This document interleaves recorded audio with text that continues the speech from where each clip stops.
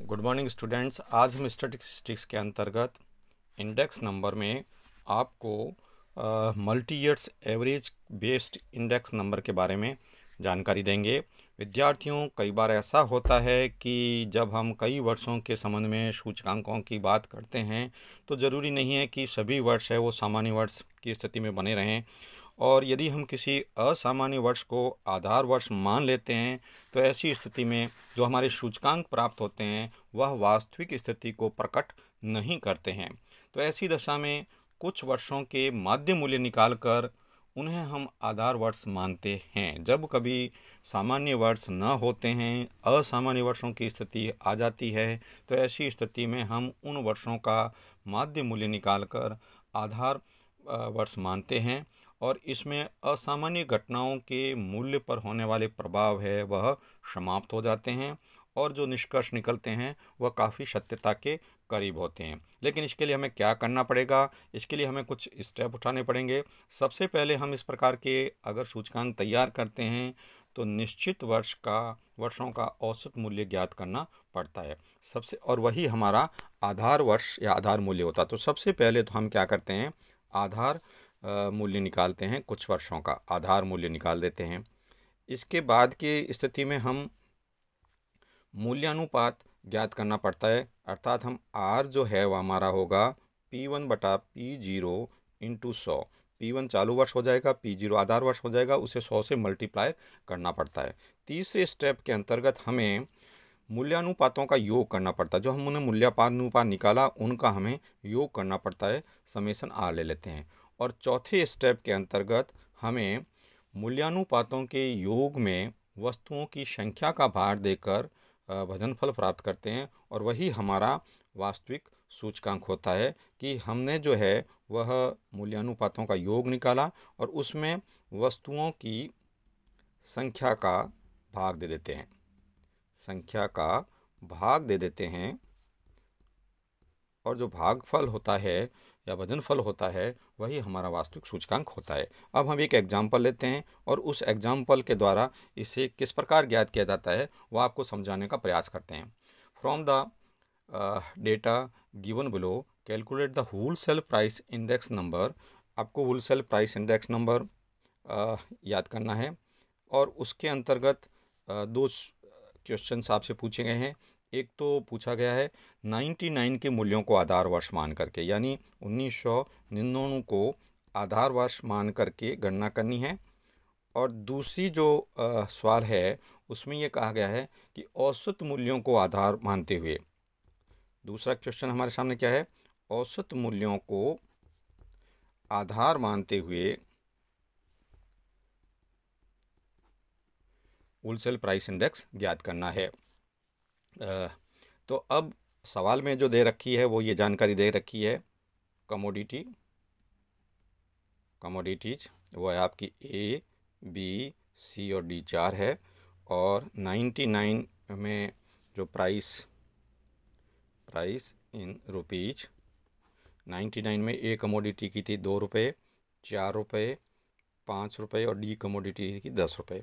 वर्ष 2000 में कीमतें हो गई 4, 4, 12 और 8, और फिर 2001 में जो प्राइस है वह हो गई 6, 7, 13 और 12 रुपये। अब हम जो है वह इसको सॉल्व करेंगे। पहला क्वेश्चन है 1999 को आधार वर्ष मान करके। तो ऐसी स्थिति में विद्यार्थियों हमारा जो क्वेश्चन का हिस्सा है, कमोडिटी हमने ले ली A, B, C और D, और प्राइस ले ली 1999 की प्राइस जो हमारी P0 प्राइस होगी, और वो हमने ले ली 2, 4, 5 और 10। फिर प्राइस जो हमारी 2000 की है वह हमने यहाँ ले ली 4, 4, 12 और 8। फिर 2001 की प्राइस हमने ली, वो हमारे पास में है 6, 7, 13 और 12।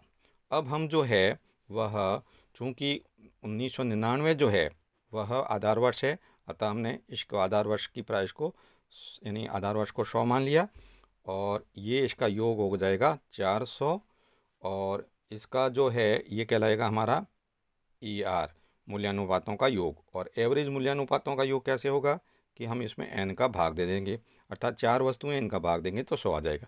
अब हम इसके आधार पर 2000 की प्राइस ज्ञात करते हैं, तो वह हो जाएगी, जैसा कि हमारा सूत्र है P1 अर्थात 2000 के लिए 4/2 × 100, तो ये हो गया आपका 2 यानी 200। इसी प्रकार ये आपका है 4/4 × 100, तो ये हो गया 100। इसी प्रकार आगे का निकालेंगे तो हो जाएगा 240 और 80, और इनको जोड़ेंगे तो ये हो जाएगा 620।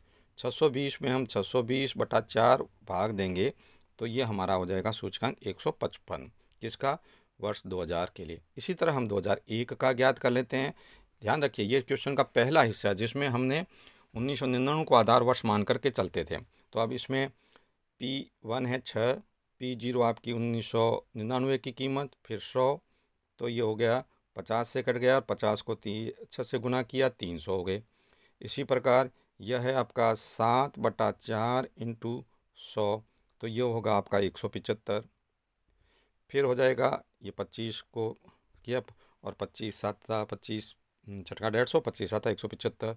इसी प्रकार ये आपका आ जाएगा 260, और फिर हो जाएगा आपका 120, और इसको जोड़ देंगे तो ये हो जाए आपका 855। और 855 में ये तो होगा समेशन आर मूल्यानुपात, और फिर बताया था चौथा स्टेप कि उसमें वस्तुओं की संख्या का भाग देते हैं, तो 855 में 4 का भाग दे देंगे तो ये आपका हो जाएगा 214। तो ये हमने क्वेश्चन के पहले हिस्से को किया जिसमें हमने आधार वर्ष है वो 99 को मानकर किया। अब विद्यार्थियों जो दूसरे क्वेश्चन का दूसरा हिस्सा है, उस दूसरे हिस्से में हमसे पूछा गया है कि आप विभिन्न वर्षों का जो है वह इंडेक्स नंबर एवरेज प्राइस के आधार पर ज्ञात करें, यानी आप एवरेज मूल्यानुपात याद करें और फिर उसके आधार पर कैलकुलेट करें। तो यहाँ मैं ले रहा हूँ वापस क्वेश्चन का दूसरा हिस्सा, एवरेज प्राइस के आधार पर हम कैलकुलेट करेंगे।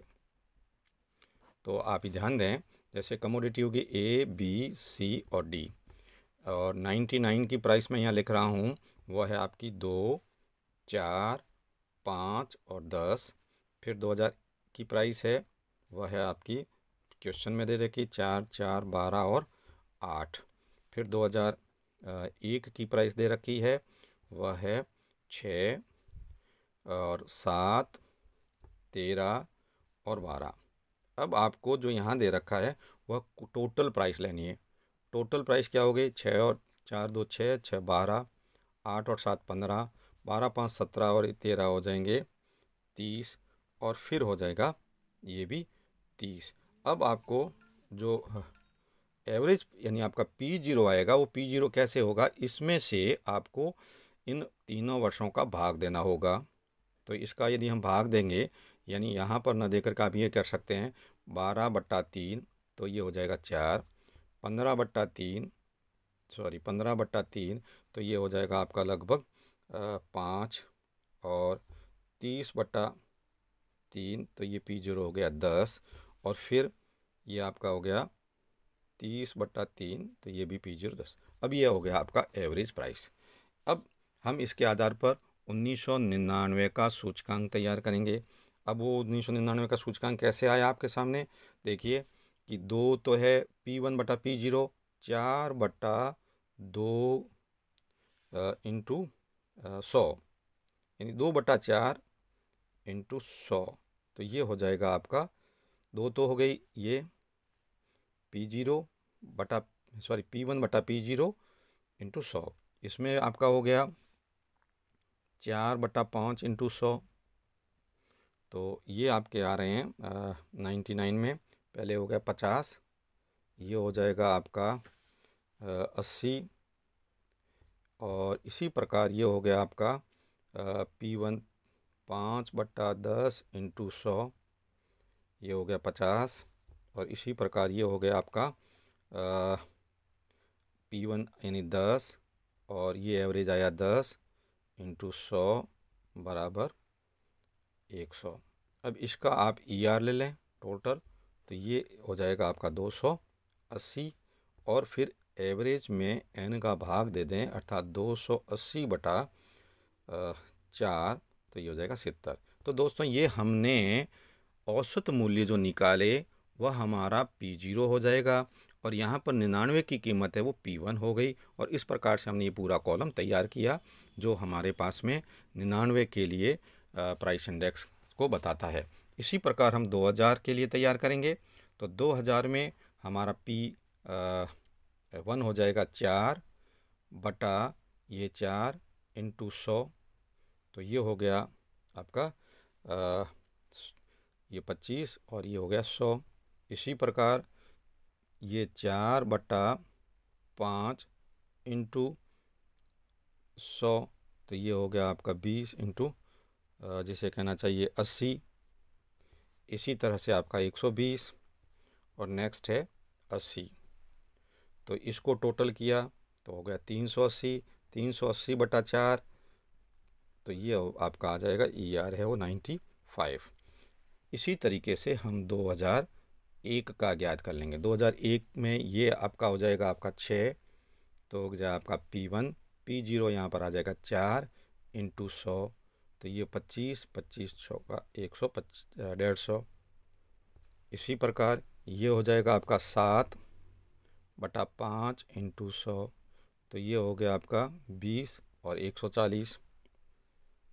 इसी प्रकार आप आगे के दो वस्तुओं का भी निकाल लें जो आपका है 130 और 120। फिर इन सभी का जोड़ देंगे तो आपका मूल्यानुपातों का योग आ जाएगा 540, और मूल्यानुपातों के योग में वस्तुओं की संख्या का भाग देंगे तो ये हो जाएगा आपका 135। तो ये विद्यार्थियों हमने विभिन्न वर्षों के अंतर्गत किस प्रकार जब सामान्य वर्ष नहीं होते हैं, असामान्य वर्षों की स्थिति बनती है, तो हम एक एवरेज प्राइस ज्ञात करते हैं। और ये आपने देखा कि सभी प्राइसों को हमने जोड़ दिया और जोड़ करके उनमें उन सालों का भाग दिया, तो हमारे पास में एवरेज प्राइस आ गई। और एवरेज प्राइस P0 है। इस एवरेज प्राइस को P0 को हमने आधार वर्ष के रूप में मानते हुए, आधार मानते हुए हमने P1 बटा P0 करके 100 से मल्टीप्लाई किया, तो हमारे मूल्यानुपात जो आए उनका हमने योग कर दिया, उसमें वस्तुओं की संख्या का भाग दे दिया, तो हमें वांछित मूल्य सूचकांक प्राप्त हुए। इस प्रकार से यह हमने कई वर्षों के औसत मूल्यों के आधार पर सूचकांक को गणना करने की स्थिति आपको बताई। विद्यार्थी आप स्वयं एक बार दो बार किस तरह के क्वेश्चन को करें, और इससे संबंधी कोई समस्या हो तो तुरंत संपर्क करें। हम आगे की वीडियो में आपको और जानकारी देते रहेंगे। धन्यवाद।